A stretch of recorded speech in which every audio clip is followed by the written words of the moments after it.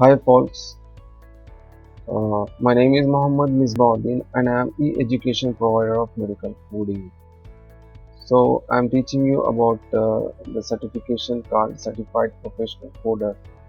So in today's class we will learn about integrated system and its subsections and also guidelines of the incision and drainage. So let's start. So this is our syllabus. From this we will start through integumentary system. So what is integumentary system? So first, before starting, we need to know the anatomy of integumentary system, and before knowing the procedures, we need to know the anatomy of integumentary system, which is very important for a coder. So what is integumentary system? It comprises of skin, and it what actually it will do, it will protect the body from various kinds of damages such as loss of water or damage from outside. Okay, this is integumentary system. And the integumentary system is having three layers: epidermis, dermis, subcutaneous tissue. You can see in the picture. So what epidermis layer will do, it will protect from any kind of infection. It is a superficial layer of the skin, and it will protect from any kind of damages outside from the body, or it prevents from the loss of water. This is the role of epidermis. Again, epidermis is divided into five layers. Epidermis is having five layers, that is corneum, lucidum, granulosum, spinosum, basal. So it will help to protect from outside of the body damages and loss of water. Then comes dermis. This is the middle part of the main role of this dermis is to support superficial layer epidermis. So it consists of this all sweat gland, sweat duct, sebaceous gland, capillaries. This all will help who this layer, superficial layer, epidermis. For example, if any damage has occurred to the layer of the skin of any part of human body, so it will help to cure the upper layer.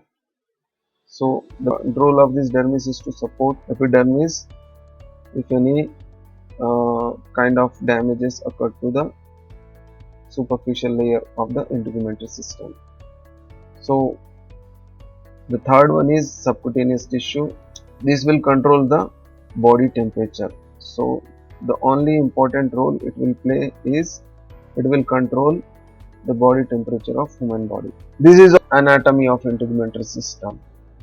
Then we have medical terminology. Before we start terminology of integumentary system, we need to know what is suffix.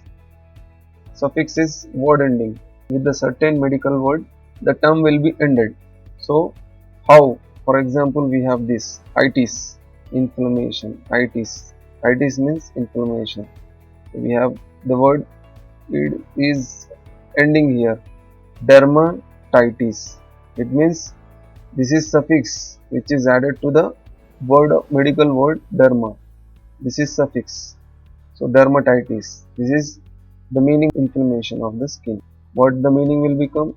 Inflammation of the skin. So these all are suffix. These three are suffix. Oma means tumor. Melanoma means black colored skin tumor. Tumor means osis. This is also suffix which is added to osis means disease. Dermatophytosis. So osis, here it is added with the medical term, meaning it will become a fungal infection of the skin. So osis means disease or condition. So these three are suffix. And what is prefix? Prefix means beginning of the word. These all are beginning of the word. So these words are added to certain medical terms.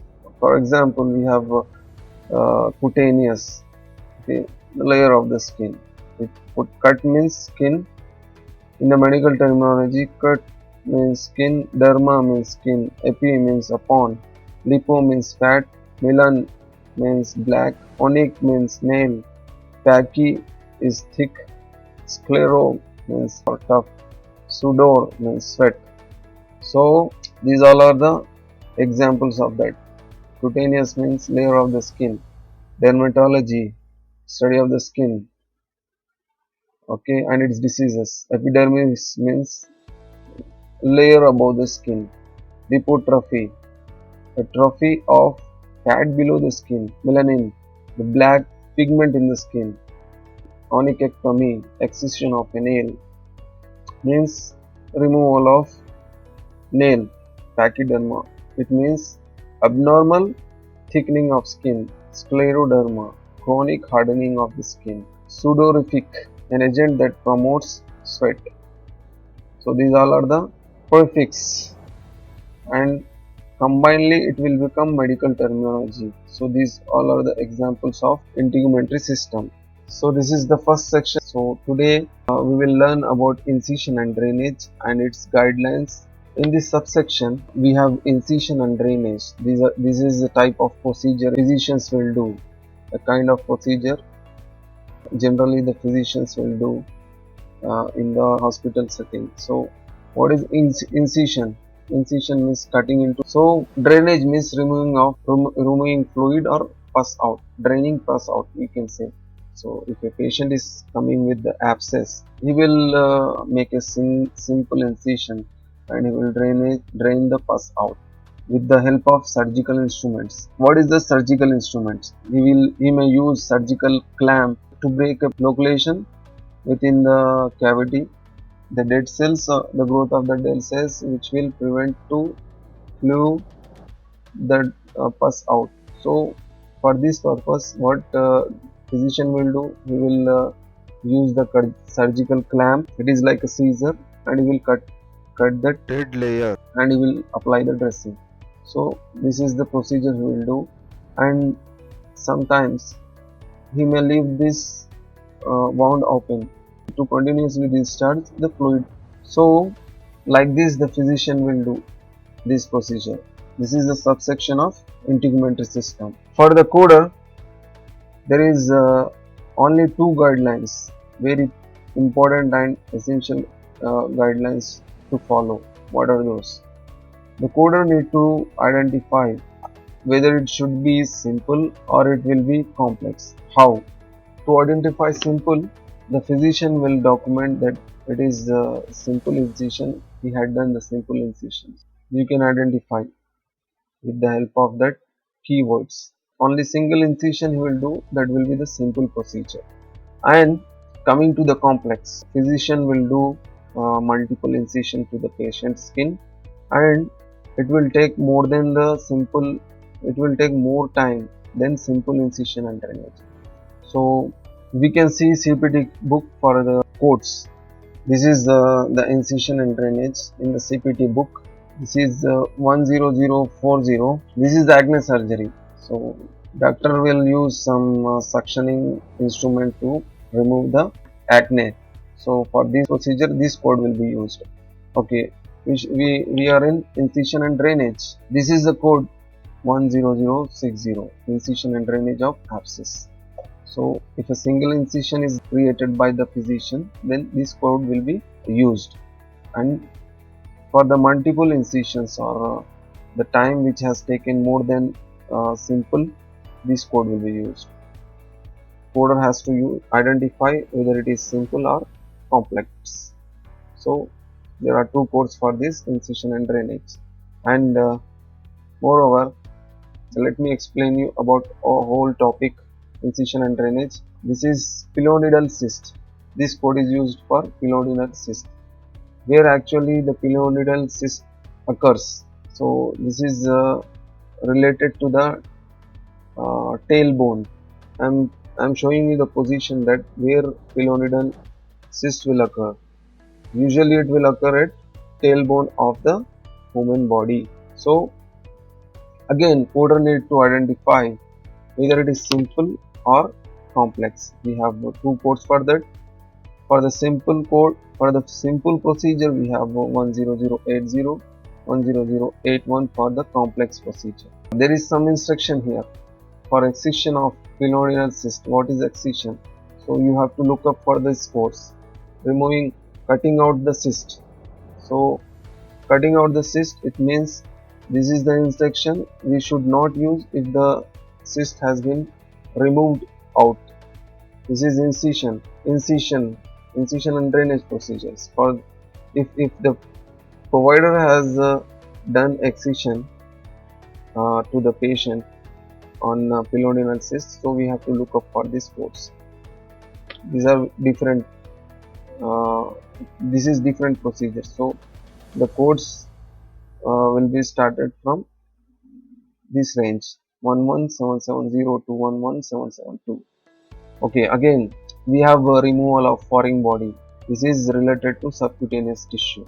What is removal of foreign body? In this procedure, provider or the doctor or the physician will make a simple incision and he will remove the foreign body. What is foreign body again?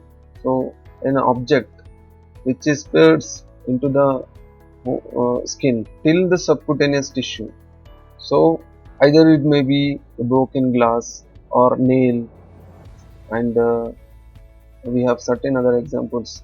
Okay, just remember glasses or any nail, okay, which is pierced into the human body, then doctor will do this position. He will make a simple incision and he will remove that foreign body out. So for this, coder need to again identify whether it is simple or complex. That's it.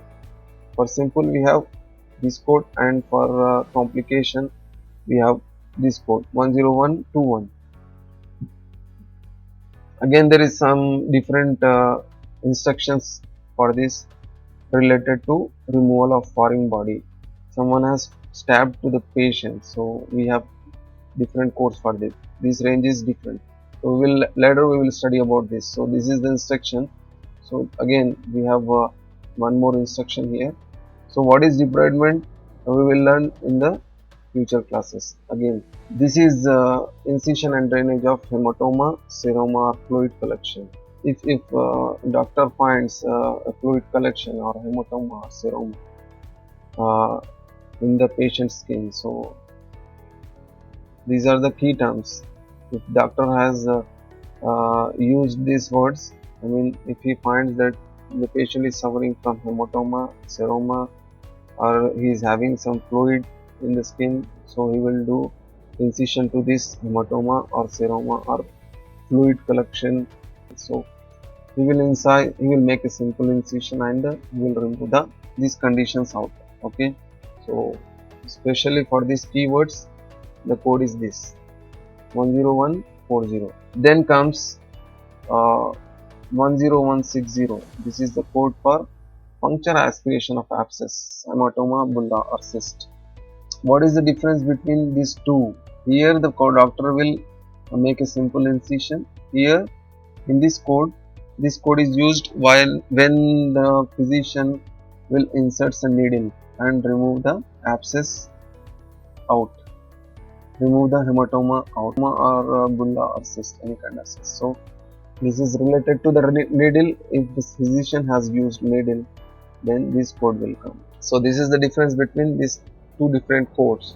In this 10160, you can see if imaging guidance is performed, if ultrasound or fluoroscopy or CT or any kind of guidance is used, then you have to code it with this code. Now we have the final code of incision and drainage topic, that is 10180. When we will use this code? After any post-operative wound, if the patient has gone through a major surgery or minor surgery, if patient was again came back with that infection, okay, this will be the complex. So always use this code. What physician will do? He will make a simple incision, and he will drain the pus out. So this is the code 10180. And for any doubts or practicing questions, you can request me on cpctrainer@protonmail.com. And please don't forget to mention the section name. And thanks for watching this video. Please subscribe my channel, like, share and comment.